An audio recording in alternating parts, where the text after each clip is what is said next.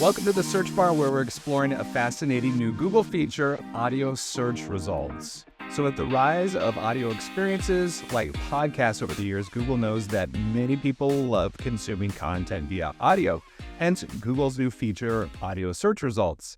And today we're going to reveal what this means for users and also what it means for your content. So right now we happen to be in Arizona, and so I did a search on the Google app and I used this feature, and this is a little bit of what it looked like. Show me vacation options in Arizona this time of year. Based on your preferences, you might enjoy exploring the Grand Canyon National Park, known for its breathtaking views and hiking trails, or perhaps Saguaro National Park. Would you prefer to learn more about a specific type of activity or attraction? Yes, show me some trails. For beginners, West Fork Oak Creek Trail and Waterfall Canyon Trail offer easier hikes with beautiful scenery. More experienced hikers might enjoy trails in Grand Canyon National Park. So basically, I asked a question, and it gives you an audio experience, kind of like you're talking with someone, but it also will pull in some visuals and things like that. So this seems to be a new trend. We're seeing experiences like this more and more, Melissa. So is this something that you think is going to continue trending? Are audio search results a thing that will expand? Yeah, really good question. I think there is a lot of viability for this because when you think of how we kind of interact today with our technology, we're getting to that point where there's just, again, these little habits and little changes in technology that are pushing us to a little bit converse a bit more. And I'm not just talking about what most people are going to think of with ChatGPT, right? You're not really talking to your chatbot when you're typing and prompting things in. But what is interesting to think about is things like Facebook, right? Like Meta put out Ray-Ban glasses. And the way to interact with that, instead of, visually having a keyboard come out and typing, is you just talk to it. You tell it what it is that you want to search, because you can search within the glasses. And then it's also interesting to think about within our vehicles. So Tesla had announced that they were going to be putting Grok into the cars. And that's another way in which it becomes this more hands-free approach to life, where we're not boxed into a browser or into our actual device, again, whether it's with our thumbs or typing with our fingers, to start to search and learn more about the world. Instead, it's becoming more of a hands-free approach. So I do think this is something that Google is exploring, should be exploring, because I think our ideas of how we see the future is only as far as we can understand the technology that's coming. And, bigger companies like that, where they're actually working on other products and things that are going to be hitting the market in the future, they can see why they need it now. They need to start testing with it now. They need to start getting us actually used to interacting with those little micro habits to get us used to what's coming, or getting us ready for what's coming here in the future. There are so many organizations, so many businesses out there that still think of search as just those 10 blue links. Yeah. But I mean, it's evolved so far past that over the years with all these experiences. And also, like ChatGPT app, with the Gemini, with the Grok app, you have these experiences too, where you can actually talk back and forth like it's a robot from a sci-fi movie, that sort of thing too. And then there was another example that you were talking about. Yeah, so if you have access to Google Labs and you have turned on this feature within Google Labs, which I have, so I like to be on the forefront of testing things, you can actually get an audio-generated summary, basically, within your actual Google search. So in this example, typing in, I think it was like best bird feeder cameras, and you have those normal blue links, and results. And then you've got this interesting thing midway down the page where it asks, do you want to generate an audio result? And so what it ends up doing is giving you, it's combing through all of those results, right? And giving you an AI result, but in a format that I didn't expect. In this format, it's not where it's just reading off the AI results to you, which honestly is a bit robotic, right? That is how those could be read. Instead, it turns it into a conversation. Ever wish you could see what your feathered friends are really up to in your backyard, like a nature show, but way more personal? Well, in 2025, bird feeder cameras are making that dream a reality. But which one is the best? That's the million-dollar question, isn't it? It's not just about slapping a camera on a feeder anymore. There are so many features to consider now. I mean, you've got image quality, AI bird recognition, battery life. So it's literally as if Drew and I would be here sitting doing a podcast about best bird feeder cameras, and he would be saying, okay, hey, the top 10 best bird feeder cameras are X, Y, and Z. And then I was like, yeah, actually, I really like this one. Let's talk about the battery life, though, because that's something that most people forget. And then we'll talk about the battery life. And then we'll say, like, if you're in the South, though, you might want to think about this one because it's going to be a little bit more weather tolerant, for the high humidity versus being in a drier place like Arizona. You might want to go with a solar panel because obviously, you're going to have high sun all the time. So it turns it into this conversation where it naturally produces follow-up questions. And I think we can all say we know that not just Google's been into follow-up questions, but all of the AIs always essentially in their prompts or in their what you do with them is there something more that you would like to know? Is there, or ask a follow-up question. I mean, Perplexity even gives you like 5 follow-ups right at the end of the results to prompt you to continue going on that path. Yeah, so this is even beyond those audio search results that we let. Yeah. This is straight up podcast search results, an AI man and woman like talking about the subject that you're asking about and drawing from various sources, various websites, etc., and combining it into an actual conversation. Yeah. So this is like extremely unique. I mean, I haven't seen Google do anything quite like this before.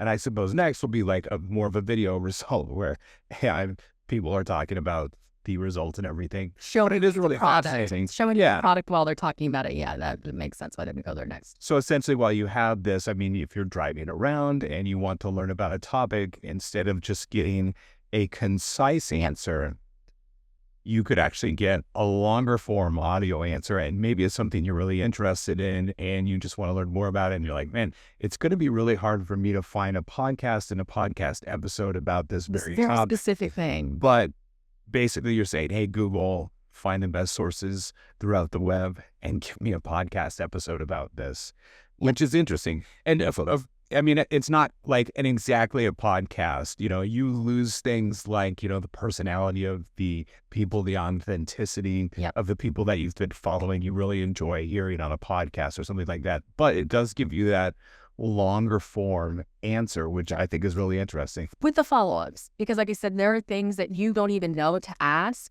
about the subject. Yeah. Like the reason I was looking up best bird feeder cameras is because that's something we were thinking about getting Drew's dad as a gift. And so I don't know anything about it other than he just loves to watch birds and squirrels. And so like there are things that I didn't think about, like, are they wireless? Like, how do you hook it up? Do some of them have subscriptions and memberships versus others that don't? There are things that, because especially as a gift, right? There are things you would want to know that kind of goes along with that. So it does a really good job of helping you think through things that you wouldn't want to in an on-the-go fashion, right? It's doing all of that research for you, and it's anticipating what are those questions. But then I could be at the gym and have my headphones on instead of listening to something else. Like I can start to get gifting done by giving me all these things that I need to talk about or know about. It is interesting though from a purchasing perspective, because obviously since you're listening, you can't do any sort of direct purchasing. It does make me much more interested in, where we already see the future of search trending, where you need a lot more brand marketing coming into play, because if you're not already in the results, right, you have to have your brand named in those. Because otherwise, how would I know to go and then do a follow-up search for whatever bird feeder camera that I thought was the best one from everything that they were talking about? Because that's what I would do. I would actually go to my phone then and do that for the purchase. But, you're using the example of, buying a gift or something like that, which is great. But it's also like if you're a student and you're, on your way into class in the morning and you need to learn about a certain period of history, you could ask it about that and have almost that podcast or a long form conversation and learn about it. Or if you're going to have a big meeting and you need to get up to speed on a certain topic that's relevant in the world today. And it makes sense that they would use the podcasting format because that is what they know is become really useful in our world. There are podcasts is the number one way in which people are consuming audio-based items right now. And so it's not as formal as interviews used to be, like us growing up thinking of 60 Minutes or Dateline or any of that stuff. Right. There's none of that like formal sit down, but it has that same unique approach with a little bit of kind of spice behind it of just kind of having the shorter answers. And honestly, they do put a little bit of personality into these. Like they're laughing and kind of joking about, again, the AI male, the AI female, they kind of joke around about some things, which is really odd when we really dissect all of that. But the point is that Google knows that that's a really interesting format, or a really successful format, I should say, that people are spending time with and engaging with. And so all they're doing is just taking what already works and just putting it into more of a search result approach. Yeah. Okay, so I have some thoughts, but what are some tips and some guidance from for businesses, for brands that are wondering about this and want to ensure that their brand and their content stay relevant in any type of audio search results? Yeah, so playing around with this so far, what I have found is that it is still taking from what you would think of as the traditional top 10 blue links. So if you are ranking well on the SERPs, you are the citations that are being brought in. Second, it's all about niche approach, right? So the questions where these are showing up, it's looking to pull citations from things that are very hyper relevant to that. So an example is the way that it decided to get a citation for the battery portion of the follow-up question that the female had asked the male within the podcast, is it then went and essentially did a secondary search of bird feeders with long battery life. Right. And so because of that, it then pulled in those citations into this to pull this really highly generated result together in an audio format. So hyper relevance. So having not just a few answers a thing, but every way in which somebody might ask something about your product, you want to have all of that filled out. You want to have that not just something that's on your website, but also on other people's websites, because that's what's going to have all of those additional mentions, which will then verify that this isn't a one-time answer. This is an answer that's been replicated across lots of different places, meaning it is the answer. Because again, when you think about how any of these results are being generated from an AI perspective, it's all about a mathematical formula. So it is percentages. What is the next thing that this is supposed to say based off of what I found out in the entire digital sphere? Yeah, if you think back to the way SEO used to be done, where it was all about getting links from other sites, I mean, that's still a good thing to do, but these days, just simply getting mentions, if your brand, if your products, if your services are getting positive mentions on other websites, other social media, things like that, that's a vote in favor for your content. So that's a great thing to do if you want to show up. I think another thing you said is so relevant too. I mean, search is so complicated today. AI results are so complicated, and it gets really intimidating. How am I going to show up? How is my content going to be relevant? How am I going to get people to my website? All these things.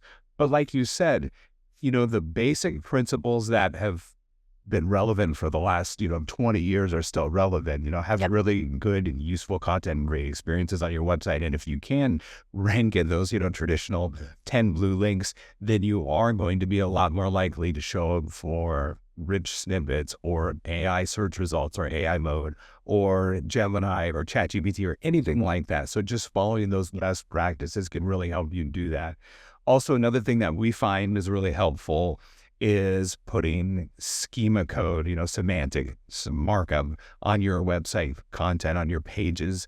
We've seen that really help web pages show up in different places like these. That's been getting to clean JavaScript. If you're over relying on JavaScript. Well, HTML, yes, not just clean Java, but I wouldn't even say clean JavaScript. I would say how do you work content within HTML? Yeah, as little JavaScript as possible.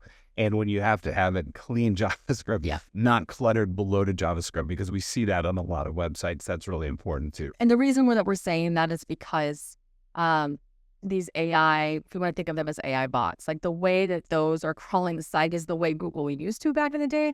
So they're looking at HTML. They don't have the ability to function and render out the JavaScript So if you have content that's hidden behind JavaScript, it takes the JavaScript to render the content onto the page. It is more difficult for those bots to get to that.